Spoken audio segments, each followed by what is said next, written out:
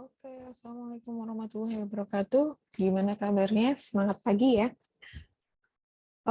Hari ini saya ingin melanjutkan materi perkuliahan rekayasa perangkat lunak untuk yang pertemuan kelima tentang normalisasi database dan IRD. Tapi sebelumnya, di channel YouTube saya kemarin yang sebelumnya saya pernah mengupload tentang video yang sama tentang normalisasi dan IRD di mata kuliah analisis di ANSIS ya, analisis informasi. Nah, tetapi ada beberapa slide yang saya update sedikit dan tentunya tugasnya juga lain dengan mata kuliah RPL kali ini. Jadi nanti yang saya jelaskan di sini itu merupakan updatean dari slide yang saya ubah aja gitu ya. Oke, kita mulai, kita langsung masuk karena slide-nya mirip-mirip dan hampir sama gitu ya. Jadi nanti jangan langsung ke materi yang part 2 ini, tetapi pelajari dulu yang part pertama, baru nanti yang part kedua dipelajari gitu ya. Oke, tentang normalisasi, kita langsung masuk ke contoh normalisasi yang saya rubah. Contoh normalisasi.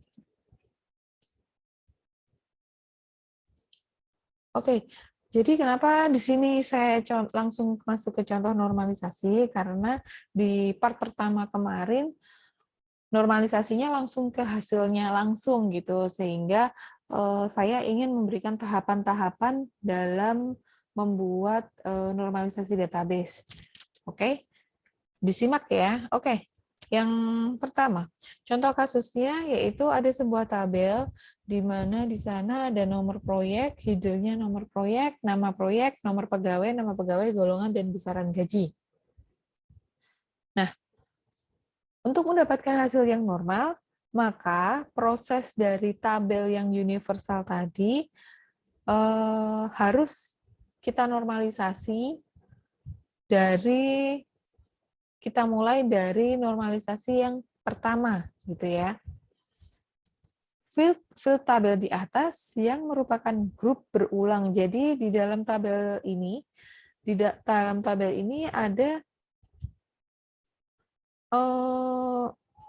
data-data yang berulang gitu ya. Misalnya ini ada nomor proyek, ada nama proyek, dan ada yang besar gaji juga sama ya kan. Nama pegawai, golongan, ada yang berulang. Sehingga kita perlu untuk menormalisasikannya. Gitu. Nah, sekarang tahapan pertama, normalisasi pertama.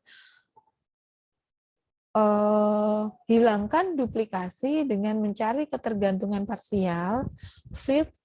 Ketergantungan parsial itu, kalau ada yang belum tahu, ketergantungan parsial itu field yang bergantung pada salah satu atau sebagian primary key field aja. Pada kasus ini, yang dapat dijadikan kunci atau primary key adalah nomor proyek dan nomor pegawai. Kemudian, cari field mana yang tergantung pada nomor proyek dan mana yang tergantung dengan nomor pegawai. Nah, ini yang saya kasih tanda merah, ini artinya yang terjadi duplikasi ya. Nah, kemudian kita hilangkan itu. Kita hilangkan yang saya kasih merah-merah itu, kita hilangkan. Nah, kemudian masuk ke normalisasi kedua. Dari yang tabel normalisasi pertama tadi, kemudian field yang tergantung pada satu field haruslah dipisah dengan tepat. Misalnya, nomor proyek menjelaskan nama proyek. Ini ya, nomor proyek menjelaskan nama proyek. Berarti yang tadi yang saya kasih ini, merah ini saya hilangkan ya. Ini saya hilangkan. Nah, kemudian setelah itu nomor pegawai menjelaskan nama pegawai, golongan, dan besar gaji. Nih, Seperti ini, yang ini, sorry, ini yang saya bold merah ini ya, ini saya hilangkan ya. Oke, saya hilangkan. Oke, jadi seperti ini. Nah, kita dapatkan hasil tabel proyek dan tabel pegawai, ya kan? Antara tabel proyek dan tabel pegawai tidak ada hubungan sama sekali, sehingga untuk membuat hubungan antar kedua tabel tersebut, maka dibuat suatu tabel yang berisi K dari tabel yang lainnya. Nah, di sini saya akan membuat sebuah tabel untuk menghubungkan antara tabel proyek dan tabel pegawai, yaitu tabel pegawai proyek. Di sini berisi nomor proyeknya, dan pegawai-pegawai yang menangani proyek tersebut. Dan tolong diingat, tadi di sini kan ada nikah ya, ada nikahnya. Nah, pada saat di tabel pegawai, nikahnya cuma ada satu ya kan, tetapi pada saat di tabel pegawai proyek, nikah dengan pegawai 001 itu ada dua. Kenapa? Ini bukannya berulang tidak, tetapi di sini tabel ini menjelaskan bahwa proyek-proyek mana saja yang ditangani, yang Sinika itu juga menangani proyek tersebut gitu. Karena Sinika itu menangani dua proyek, yaitu proyek Pemkot dan proyek Pemda. Jadi di sini tetap Sinika tetap ditulis di sini pegawai 01 seperti itu. Nah, kemudian lanjut ke normalisasi ketiga atau 3NF. Hasil dari 2NF terdapat 3 tabel, yaitu tabel proyek, tabel pegawai, dan pegawai proyek. Kan tadi begini ya kan?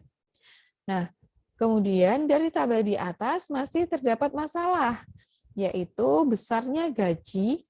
Besarnya gaji yang di sini nih tergantung pada golongannya. Padahal di sini golongan bukan merupakan field kunci, bukan kuncinya kan? Sehingga kita harus memisahkan field non kuncinya. Field non kunci berarti kedua ini kita harus pisahkan. Oke.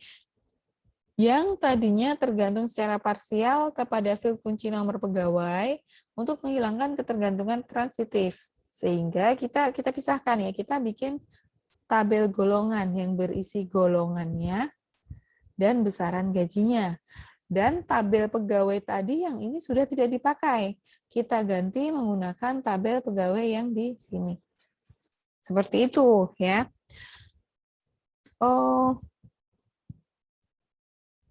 Nah, setelah itu dari keempat tabel ini kita sudah bisa menggunakannya, sudah bisa diimplementasikannya ke dalam sistem karena sudah normal gitu ya.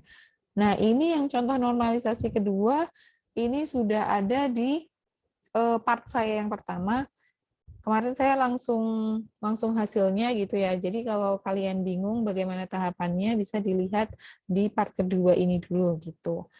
Nah, kemudian untuk tugasnya pasti berlainan juga ya. Untuk tugasnya di sini untuk yang IRD bisa dilihat di nanti saya tulis di bio-nya di bawah ya di deskripsi. Nah, ini langsung untuk petugas yang berbeda dengan RPL yaitu tugasnya ya.